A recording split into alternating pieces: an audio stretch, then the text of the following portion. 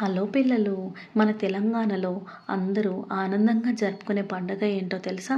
అదే మన బతుకమ్మ పండుగ. ఈ బతుకమ్మ పండుగని మనం ఎందుకు జరుపుకుంటామనేది నేను మీకు ఇప్పుడు ఒక కథ రూపంలో చెప్పాలనుకుంటున్నాను. మరి కథలోకి వెళ్ళిపోదామా? చాలా సంవత్సరాల క్రితం చోళరాజు ఉండేవాడు. తన పేరు ధర్మాంగదుడు. వారికి సంతానం లేదు. సంతానం లేని కారణంగా రాజు రాణి చాలా బాధపడుతూ ఉండేవారు. వారు అమ్మవారిని బాగా భక్తి శ్రద్ధలతో పూజించారు. అలా పూజించినప్పుడు వారికి ఒక ఆడబిడ్డ జన్మించింది. తనని అమ్మవారి ప్రసాదంగా భావించి వారు ఆ అమ్మాయికి బతుకమ్మ అని పేరు పెట్టుకున్నారు. ఆ రోజు నుండి ప్రజలందరూ అమ్మవారిని పూలతో అలంకరించి పూజించేవారు. ఆ ఆచారాన్ని మనం ఇప్పుడు బతుకమ్మ పండుగగా జరుపుకుంటున్నాం. బతుకమ్మ అంటే ఏంటో మీకు తెలుసా? బతుకు అంటే జీవితం, అమ్మ అంటే తల్లి.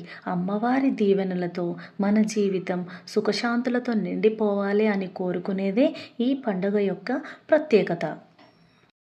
ఈ పండుగ రోజు బతుకమ్మలని రకరకాల పూలతో అలంకరిస్తారు.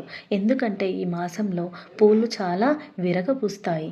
ఇందులో ఎక్కువగా గునుగు పువ్వు, తంగేడు పువ్వు, టేకు పువ్వు, ఇంకా తామర పువ్వు, ఇంకా రకరకాల పూలను తీసుకొచ్చి బతుకమ్మని పేరుస్తారు. అందులో పసుపు ముద్ద గౌరీ మాతలాగా చేసి వాళ్ళు ప్రత్యేకంగా పూజలు చేసుకుంటారు.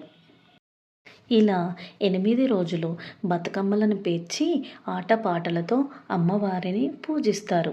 9వ రోజు సద్దుల Bathukamma.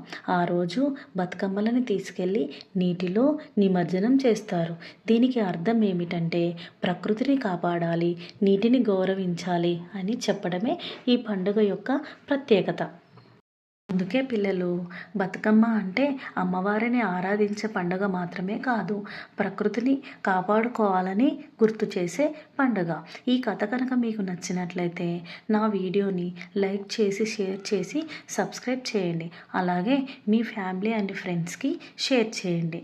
Thank you for watching my channel.